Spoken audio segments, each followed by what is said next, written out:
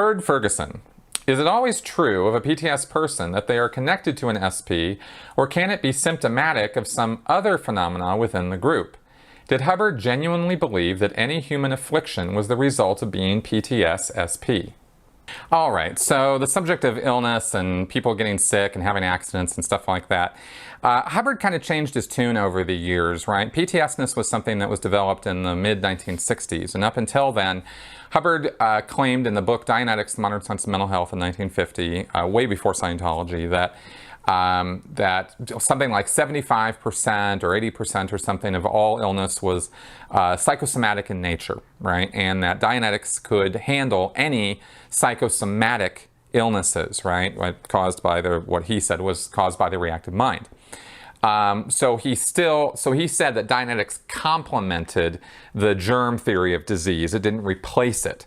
And so there were still illnesses and things that people could get.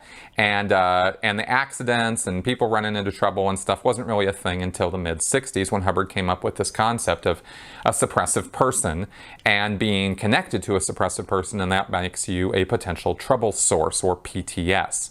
Whether you're connected to the suppressive person right now, that it's a person that you know, or there's somebody in your environment who reminds you of a past suppressive person that you knew. So maybe, you met this, guy Joe, and Joe sort of subconsciously reminds you or re-stimulates this earlier person you knew named Mark when you were a kid, who used to beat you up and bully you and was generally a suppressive kind of person towards you. Then Joe could be, the guy you met now, could be the re-stimulator for the past suppressive person, and you would still end up in all kinds of trouble. So that's called a type 2 PTS, right? Whereas a type 1 is, the actual suppressive is here in your environment right now. And a type 3 is where, a type 3 PTS is where the guy has just gone loony and everybody is suppressive to him, right? And everybody's a Martian and everybody's an FBI agent or something like that. So you have these, extremes of this PTS condition. But Hubbard also did write that after this whole PTS thing came out and people who got sick or had accidents or were, had trouble for the church, sometimes you would do one of these interviews on these guys to find who the suppressive was, and nothing was coming up, and just nothing, all big blanks, big zeros. And so then Hubbard started coming up with these ideas that maybe there was a thing called a false PTS condition. And that could be caused by a few things. I don't have it all memorized, but it's things like bad auditing, right? If the guy had gotten auditing from an auditor who just totally screwed the pooch and gave him a bunch of bad auditing, the guy could then start acting PTS, get into accidents, have problems.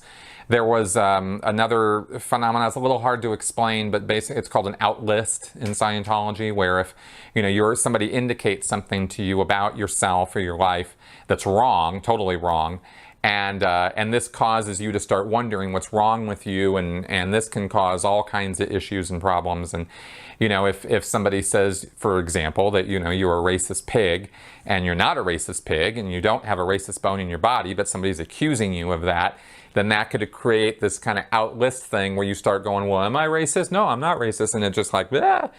And then you start having accidents, or if you get sick, or you have problems, and that could look like PTSness, but in fact, it's just the outlist, right? And you would go into session and you would sort that out with some Scientology auditing.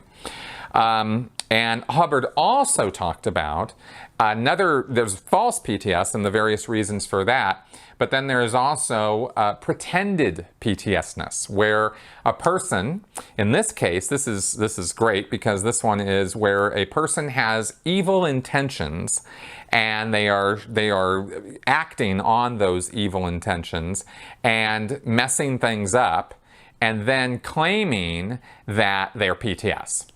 Right? But in fact, they're just pretending to be PTS. They're actually doing the destructive stuff on purpose, right? And Hubbard said that the way you can tell if somebody is pretended PTS is if when you say, you take them in for an interview and you ask them who their suppressive person is, and they start naming good people, right? So if somebody goes into an interview with an ethics officer to find out who they're PTS to, and the answer is, well, my senior, let's say they're a staff member, right? Or David Miscavige, or L. Ron Hubbard, right? Or somebody like that, or this Sea Org guy, right? Who's, you know, running around the org yelling at everybody, right? And giving them a hard time, making them stay up all night. I mean, the guy's acting like a total SP, right? But if you say that, if that's the answer you come up with, is somebody who in the world of Scientology is perceived to be a good person, then you're pretended PTS. Then it's on you. Oh, you're the one who's got evil intentions, and you're just trying to get those good guys in trouble. So these are the various, you know, things that go on with PTS handlings, and it can get a little complicated trying to sort through all this stuff with people. But that's kind of how it works. But most of the time, pretended PTS doesn't come up, and most of the time, the false PTS stuff doesn't come up too often. Most of the time, if a person gets sick, person starts having accidents, person has their life fall apart, the first and strongest assumption is gonna be that there's some SP or restimulated SP in your life, and you're gonna need to deal with that, and you're gonna have to handle that person, you're gonna have to disconnect from them. And that's how that works.